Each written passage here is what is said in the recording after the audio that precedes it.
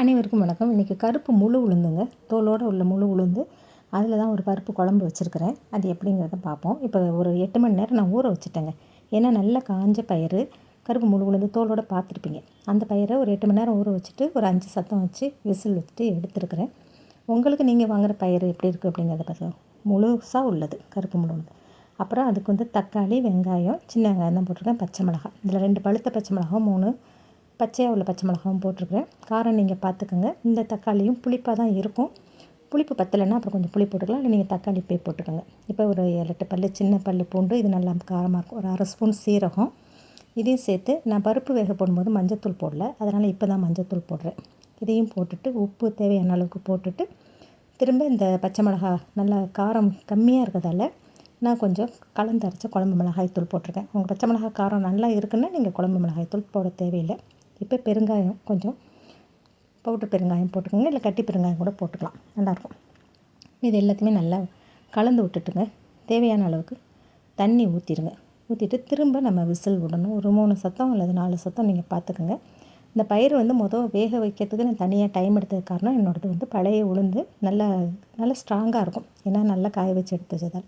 இப்போ தேவையான தண்ணி விட்டுறேன். அதுலேருந்து ஒரே ஒரு மிளகு இருக்கிறது வந்து நம்ம சீரகம் எடுக்கும்போது அதில் ஒரு மிளகு வந்துச்சு, அவ்வளோதான். மிளகு தேவைன்னா கூட நீங்கள் போட்டுக்கலாம். இதை போட்டுட்டு ஒரு 4-5 விசில் விட்டு எடுத்துக்கோங்க. ஏன்னா பயிறு வெந்துருச்சு, அதாவது உளுந்து பயிறு வெந்துருச்சு. இப்போ போட்டிருக்க சாமான் தான். இதுக்கு ஒரு 2 விசில் 3 விசில் விட்டால் போதுங்க. இப்போ கருப்பு முழு உளுந்தாக இருந்தாலும் எந்த உளுந்தாக இருந்தாலுங்க நம்ம நிறைய சேர்த்துக்கங்க. உடம்புக்கு இடுப்புக்கு பலம், யூட்ரஸ்க்கு பலம். அதாவது பெண்களுக்கெல்லாம் நிறைய வந்து நம்ம யூட்ரஸ் ப்ராப்ளம் இருக்கும்போது இந்த உளுந்தை நிறைய சேர்த்துக்கங்க. சுண்டலாக செஞ்சு கொடுக்கலாம், களி செஞ்சு கொடுக்கலாம், கஞ்சி, சத்து மாவு கஞ்சி செஞ்சு கொடுக்கலாம். உளுந்தில் நிறைய இருக்குது, பொடி செஞ்சு கொடுக்கலாம், நிறைய ஐட்டங்கள் செய்யலாம். வடை தோலோடு சேர்த்து அரைங்க. இப்போ இட்லிக்கும் தோசைக்கும் எங்கள் வீட்டில் நான் தோலோடு தான் ஊற வச்சுருவேன். இந்த மாதிரி செஞ்சுட்டு இந்த உளுந்து இதை பார்த்திங்கன்னா நல்லா மசிஞ்சிடுச்சு. ரொம்ப மையாக மசியலை, ஓரளவு பருப்பு கொஞ்சம் பயிர் வெந்தம்போது கொஞ்சம் எடுத்து சாப்பிட்ற மாதிரி இருக்கும். இப்போ நான் நெய்யில் தாங்க தாளிக்கிறேன். இதுக்கு கடுகு, உளுத்தம் பருப்பு, சீரகம், கொஞ்சமாக வெங்காயம், சின்ன வெங்காயம் தான் இன்றைக்கி எல்லாத்துக்குமே போட்டிருக்கேன். வெங்காயம், கருவேப்பிலை எல்லாம் போட்டு இப்போயும் கொஞ்சம் வந்து நான் பெருங்காயம் போடுறேங்க. வெங்காயம் போட்டுட்டு அடுத்து கொஞ்சம் பெருங்காயமும் போட்டு தாளிக்கும் போது கொஞ்சம் பெருங்காயம் சேர்த்தோம்னா அந்த டேஸ்ட் ரொம்ப ஹைலைட்டாக இருக்கும்.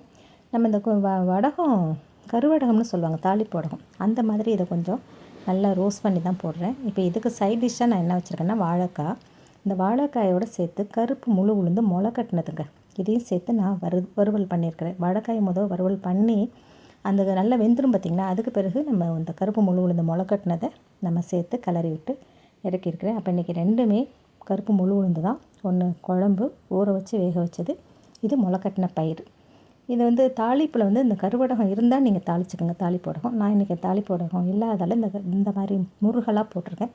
இந்த வீடியோ பிடிச்சிருந்தால் லைக் பண்ணுங்கள், ஷேர் பண்ணுங்கள். இதுக்கு நெய் தாளிச்சிருக்கேன். நெய்யில் தான் நம்ம சாப்பிட போகிறோம். பிசைஞ்சு சாப்பிடும்போது இன்னும் கொஞ்சம் நெய் போட்டுவிட்டால் ரொம்ப நல்லாயிருக்கும். அப்பளம் வச்சுக்கிட்டாலும் ரொம்ப நல்லாயிருக்குங்க. அதனால் கருப்பு முழு உளுந்தை எந்த அளவுக்கு மேக்ஸிமம் முளைக்கட்டி சுண்டலாவோ இட்லி தோசைக்கு போடும்போது எவ்வளோ தூரம் மேக்ஸிமம் நீங்கள் கருப்பு முழு உளுந்தை சேர்த்துக்கிறீங்களோ அந்த அளவுக்கு இடுப்புக்கு பலங்க. இந்த வீடியோ பிடிச்சிருந்தால் லைக் பண்ணுங்கள், ஷேர் பண்ணுங்கள், கண்டிப்பாக சப்ஸ்கிரைப் பண்ணுங்கள். நிறைய நார்ச்சத்து இருக்குதுங்க.